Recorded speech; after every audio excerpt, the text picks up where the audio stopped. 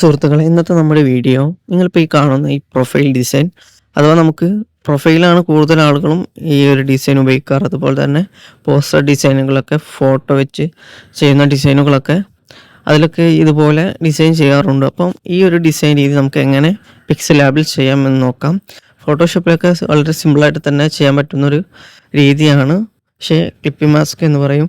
പക്ഷേ നമ്മുടെ പിക്സൽ ലാബിൽ അതിനുള്ള ഓപ്ഷൻ ഇല്ല. പിക്സൽ ലാബിൽ ചെയ്യുമ്പോൾ അതെങ്ങനെ ചെയ്യാമെന്ന് നോക്കാം.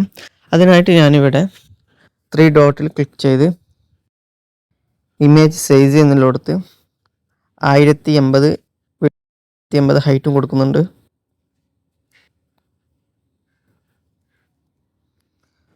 എന്നിട്ട് നമുക്ക് നമ്മുടെ ഇമേജ് ബാക്ക്ഗ്രൗണ്ട് കളഞ്ഞിട്ടുള്ള ഇമേജാണ് വേണ്ടത്. അപ്പോൾ അതിനു മുമ്പ് നമുക്ക് ചെയ്യേണ്ടത്, നമുക്ക് ആദ്യം നമ്മൾ ചെയ്യുന്നത് ഈ റൗണ്ട് ആയിട്ടുള്ള ഒരു രീതിയിലുള്ള പ്രൊഫൈലാണ്. അതിലുള്ള അതുപോലെ തന്നെ ചെയ്യുകയാണ്. അപ്പോൾ അത് നമ്മളൊരു യെല്ലോ കളർ കൊടുത്തിട്ടുണ്ട്. ഒരു യെല്ലോ കളർ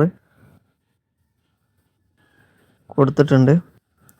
ഇതിന് നമ്മൾ സെൻട്രലായിട്ട് അലൈൻ ചെയ്ത് വെക്കണം. അതുപോലെ തന്നെ ഇതിൻ്റെ സൈസ് 80 കൊടുക്കുന്നുണ്ട്. അപ്പോൾ ഇതിൻ്റെ സൈസ് 80 കൊടുത്തു. എന്നിട്ട് നമ്മളതിനെ സെൻട്രലായിട്ട് അലൈൻ ചെയ്ത് വെച്ചു. ഇനി നമുക്ക് ആവശ്യം നമ്മുടെ ആ ഇമേജ് ഇതിലോട്ട് ആഡ് ചെയ്യലാണ്. അപ്പോൾ അതിനായിട്ട് പ്ലസ് ഐക്കൺ ക്ലിക്ക് ചെയ്ത് ഫ്രം ഗാലറി കൊടുത്തു. എന്നിട്ട് നമുക്ക് ആവശ്യമായിട്ടുള്ള ഇമേജ് സെലക്ട് ചെയ്ത് കൊടുക്കാം.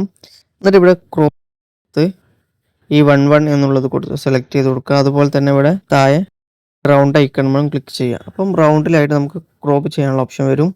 എന്നിട്ട് നമുക്ക് ആ നമ്മൾ നേരത്തെ വരച്ച് വെച്ച ആ ഷേപ്പിൻ്റെ ഉള്ളിലായിട്ട് വരേണ്ട ഭാഗം സെലക്ട് ചെയ്ത് കൊടുക്കാം. അങ്ങനെ അപ്പോൾ ഇത്ര ഭാഗമാണ് അതിൻ്റെ ഉള്ളിലായിട്ട് നമുക്ക് വരേണ്ടത്. അപ്പം ആ ഒരു ഭാഗം നമ്മൾ സെലക്ട് ചെയ്ത് കൊടുത്തു. എന്നിട്ട് ടിക്ക് ചെയ്ത് കൊടുക്കുക. എന്നിട്ട് നമ്മൾ അതിനെ ഇതിൻ്റെ റിലേറ്റീവ് സൈസ് എന്ന് കാണാം. ഇവിടെ 80 വിഡ്ത്ത് 80 ഹൈറ്റ് 80 കൊടുക്കുക. എന്നിട്ട് ഇതിനെ ടിക്ക് ചെയ്തതിന് ശേഷം പൊസിഷൻ വീണ്ടും സെൻട്രലായിട്ട് അലൈൻ ചെയ്ത് കൊടുക്കുക. അപ്പോൾ ഓക്കെ, ആ റൗണ്ടിൻ്റെ ഉള്ളിലായിട്ടിത് വന്നിട്ടുണ്ട്. പക്ഷേ നമുക്ക് അറിയാം ഇതിൻ്റെ മുകളിൽ ഭാഗം ഇനി വരണം. അതെങ്ങനെ ചെയ്യാമെന്ന് നോക്കാം. അതിനായിട്ട് നമ്മൾ ആദ്യം ചെയ്യേണ്ടത്, കാരണം ഇവിടെ ഇനി ആ ഭാഗം വെക്കാനുള്ള സ്പേസ് ഇല്ല. അപ്പോൾ അത് നമ്മൾ ആദ്യം ഈ ഇതിനെയും സെലക്ട് ചെയ്ത് ഈ 2 ലെയറുകളെയും സെലക്ട് ചെയ്തിട്ട് ഈ പൊസിഷൻ ഉള്ള ഐക്കൺ ഉപയോഗിച്ച് ഇതിനെ താഴോട്ട് നീക്കി വെക്കുക. എന്നിട്ട് ഈ ഇമേജുമേ ക്ലിക്ക് ചെയ്ത് അതിൻ്റെ ഒരു കോപ്പി എടുക്കുക. എന്നിട്ട് വീണ്ടും അതിനെ ക്രോപ്പ് ചെയ്ത് നമുക്ക് ആവശ്യം ഇനി ഇതിൽ മുകളിൽ വരേണ്ട ഭാഗം ഒന്ന് ക്രോപ്പ് ചെയ്തെടുക്കുക. താഴോട്ട് വേണമെന്നില്ല, മുകളിൽ വരുന്ന ഭാഗം അതിനുള്ളിലേക്ക് കുറച്ച് ഭാഗവും വരുന്ന രീതിയിൽ ക്രോപ്പ് ചെയ്തെടുക്കുക. എന്നിട്ട് നമ്മൾ ഇതിനെ കറക്റ്റായിട്ട് വെച്ച് കൊടുക്കുക. അത് കറക്റ്റായി അതിന് മുകളിലായിട്ട് വെച്ച് കൊടുക്കാൻ ശ്രദ്ധിക്കുക. നമുക്ക് നല്ല രീതിയിൽ ലഭിക്കുകയുള്ളൂ. അങ്ങനെ തന്നെ വെച്ച് കൊടുക്കുക. അപ്പോൾ നമുക്ക് നല്ല രീതിയിൽ ഇപ്പോൾ ഇവിടെ നമ്മുടെ ഇമേജ് റെഡിയായി കിട്ടിയിട്ടുണ്ട്. ഇനി വേണമെങ്കിൽ നമുക്ക് ഇതിനെ സാച്ചുറേഷൻ കുറച്ചിട്ട് ചെയ്യാം. അതായത് ഈ ഇമേജ് സെലക്ട് ചെയ്യുക.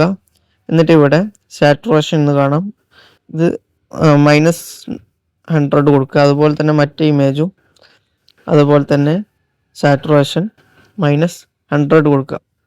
കണ്ടില്ലേ, ഈ ഒരു രീതിയിലുള്ള ഇതിങ്ങനെയാണ് ചെയ്യാറ്. പക്ഷേ നമുക്കിപ്പോൾ ഇവിടെ ഈ ഒരു സാച്ചുറേഷൻ കുറച്ച് രീതിയല്ല ഞാൻ ചെയ്യുന്നത്. അപ്പോൾ അതുകൊണ്ട് തന്നെ ഞാനിങ്ങനെ അത് രണ്ടും റിമൂവ് ചെയ്തിട്ടുണ്ട്. സാച്ചുറേഷൻ കുറച്ചിട്ടില്ല, ഇങ്ങനെയാണ് ചെയ്തിട്ടുള്ളത്. ഇനി നമുക്ക് ചെയ്യേണ്ടത് ഈ 3 ലെയറുകളെയും സെലക്ട് ചെയ്യുക. എന്നിട്ട് മെർജ് കാണാം, ആ ഓപ്ഷന് ക്ലിക്ക് ചെയ്തിട്ട് ഓക്കെ ക്ലിക്ക് ചെയ്യുക. അങ്ങനെ ഓക്കെ ക്ലിക്ക് ചെയ്യുന്ന സമയത്ത് നമ്മുടെ ഈ ഇമേജ് ഒറ്റ ഒരു ഇമേജായി മാറിയിട്ടുണ്ട്. നമുക്ക് ആവശ്യാനുസരണം ഇതിൻ്റെ വലുപ്പം ഇതൊക്കെ കറക്റ്റാക്കിയിട്ട് വെക്കാം. ഇനി വേണമെങ്കിൽ നമുക്കൊരു പോസ്റ്ററൊക്കെ ചെയ്യുന്ന സമയത്ത് ഇപ്പോൾ പ്രോഗ്രാമിൻ്റെ ആളുകളൊക്കെ വെച്ചിട്ടുള്ള പോസ്റ്ററൊക്കെ ചെയ്യുന്ന സമയത്ത് ഇങ്ങനെ ഡിസൈൻ ചെയ്ത് വെക്കാം. എന്നിട്ട് ആവശ്യാനുസരണം ഇങ്ങനെ ആദ്യം നമ്മൾ ഈ ഒരു സൈസിൽ വെച്ച് ചെയ്യുന്നതാണ് നല്ലത്. അതിനുശേഷം മെർജ് ചെയ്ത് ഒറ്റ ഒരു ഇമേജ് ആയതിനു ശേഷം നമുക്ക് ആവശ്യമായ സൈസിലോട്ട് വെക്കുന്നതായിരിക്കും ബെറ്റർ. നിങ്ങൾക്ക് ഈ വീഡിയോ ഇഷ്ടപ്പെട്ടെന്ന് പ്രതീക്ഷിക്കുന്നു. അടുത്തൊരു വീഡിയോയുമായിട്ട് വരാം. അപ്പോൾ നിങ്ങൾ ഇനി ഏത് വീഡിയോ ചെയ്യണമെന്ന് പറയുക, അതിനനുസരിച്ച് നമ്മൾ വീഡിയോ ചെയ്യുന്നതായിരിക്കും. പിന്നെ കമൻറ്റ് ചെയ്യാൻ ശ്രമിക്കുക. അടുത്തൊരു വീഡിയോയുമായിട്ട് വീണ്ടും കാണാം. Thank you.